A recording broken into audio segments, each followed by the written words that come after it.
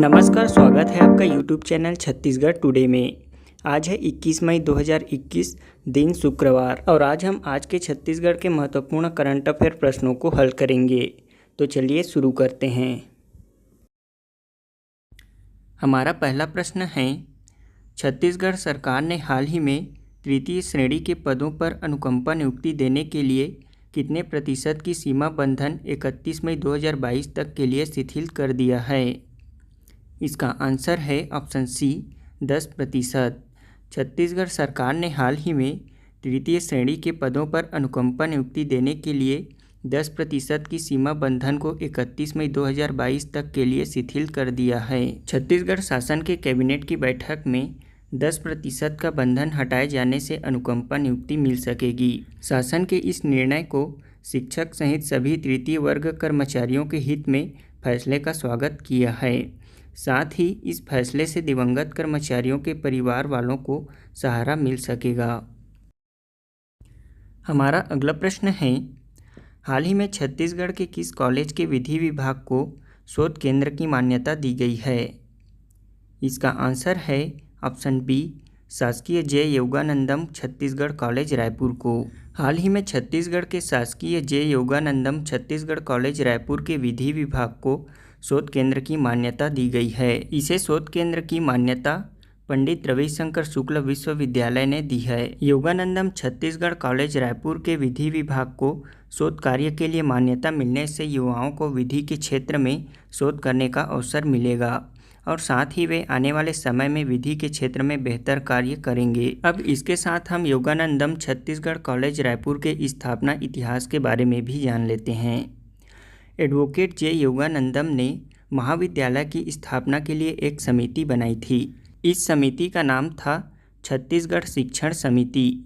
इस समिति के द्वारा ही 16 जुलाई 1938 को इस महाविद्यालय की स्थापना की गई थी और नवंबर 1957 में देश के प्रथम उपराष्ट्रपति डॉक्टर राधाकृष्णन ने महाविद्यालय का उद्घाटन किया था। हमारा अगला प्रश्न है, छत्तीसगढ़ सरकार ने सोलर पावर प्लांट लगाने के लिए सरकारी बिजली वितरण कंपनी CSPDCL को किस जिले में 377 हेक्टेयर जमीन लीज पर देने का फैसला किया है? इसका आंसर है ऑप्शन डी, राजनांदगांव जिले में।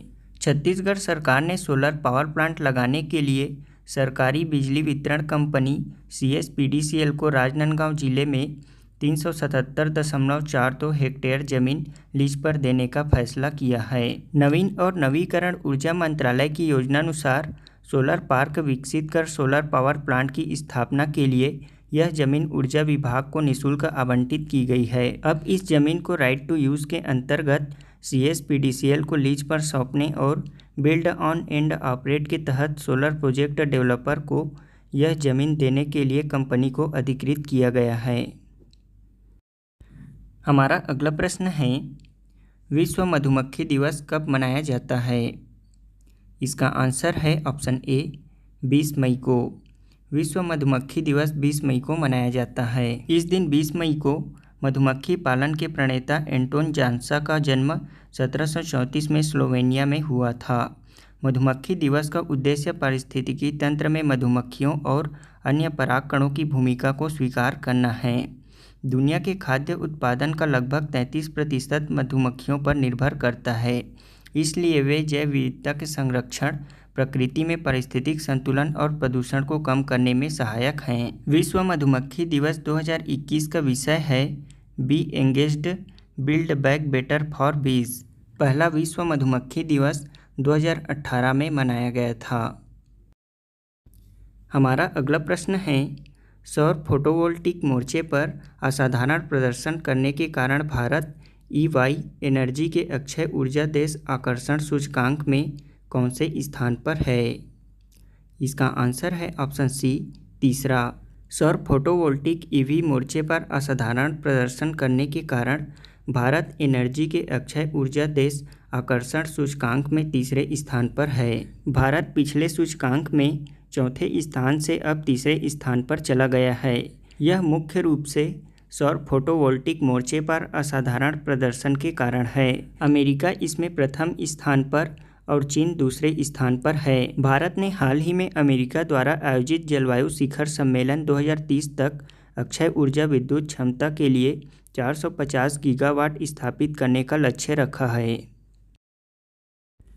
हमारा अगला प्रश्न है, mixed martial art MMA promotion में विश्व खिताब जीतने वाले भारतीय मूल के पहले फाइटर कौन बने हैं? इसका आंसर है option C, Arjan Bhullar. Mixed martial art promotion में विश्व खिताब जीतने वाले भारतीय मूल के पहले फाइटर अर्जन भुल्लर बने हैं। उन्होंने ब्रेंडन वेरा को हराकर सिंगापुर की वन चैंपियनशिप में हैवीवेट विश्व चैंपियन का खिताब अपने नाम किया है। अर्जन भुल्लर 2010 और 2012 में राष्ट्रमंडल खेलों में स्वर्ण पदक जीते थे। वह ओलंपिक में कनाडा का प्रतिनिधित्व करने वाले भारतीय मूल के पहले फ्री स्टाइल पहलवान हैं। अब हम आज के करंट अफेयर से संबंधित कुछ महत्वपूर्ण प्रश्नों को हल करेंगे। हमारा पहला प्रश्न है, वर्तमान में छत्तीसगढ़ विधानसभा में अधिकतम सदस्य संख्या कितनी रह गई है? इसका आंसर है 90। वर्तमान में छत्तीसगढ़ विधानसभा में अधिकतम सदस्य संख्या 90 रह गई है। आपको बता दें कि संविधान के 104वां संविधान संशोधन अधिनियम 2019 द्वारा लोकसभा एवं विधानसभाओं में एंग्लो इंडियन समुदाय से मनोनयन संबंधी प्रावधान हटा दिया गया है। अतः अब छत्तीसगढ़ विधानसभा में अधिकतम सदस्य संख्या 90 रह गई है। राज्य के वर्तमान 5वीं विधानसभा में कोई एंग्लो इंडियन प्रतिनिधित्व नहीं है। हमारा अगला प्रश्न है, छत्तीसगढ़ के कुल जल क्षेत्र के कितने प्रतिशत हिस्से में मछली पालन किया जा रहा है? इसका आंसर है 94.66%। वर्तमान में छत्तीसगढ़ के कुल जल क्षेत्र का 94.66% मछली पालन में उपयोग हो रहा है।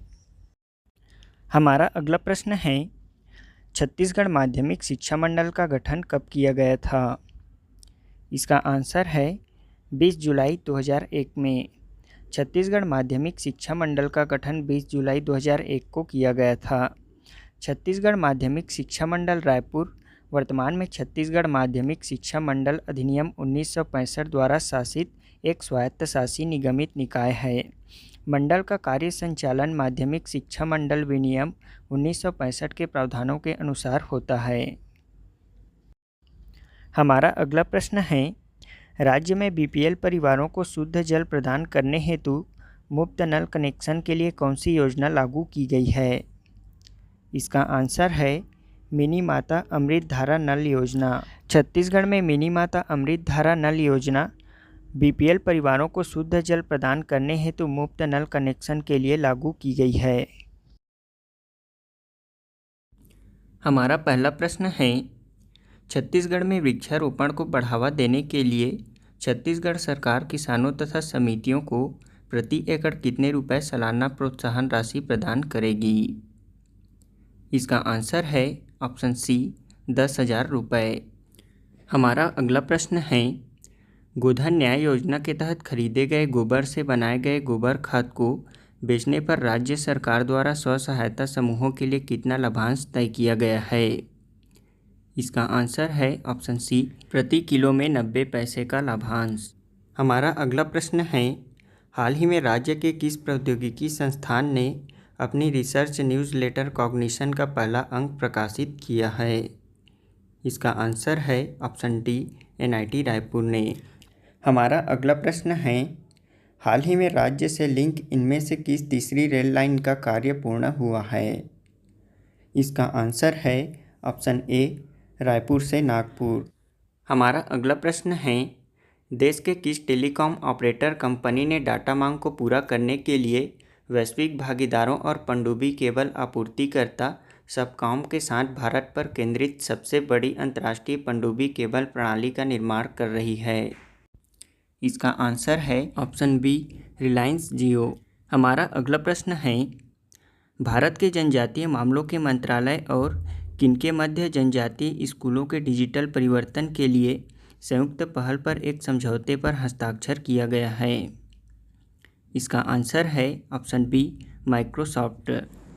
और आज के इन छत्तीसगढ़ क्विज़ का जवाब कमेंट बॉक्स में ज़रूर दें। हमारा पहला प्रश्न है, शहीद वीरनारायण सिंह स्मारक संग्रहालय कहाँ बनाया जा रहा है। दूसरा प्रश्न है, यूनिसेफ ने छत्तीसगढ़ के लिए अपना सेलिब्रिटी एडवोकेट किसे घोषित किया है।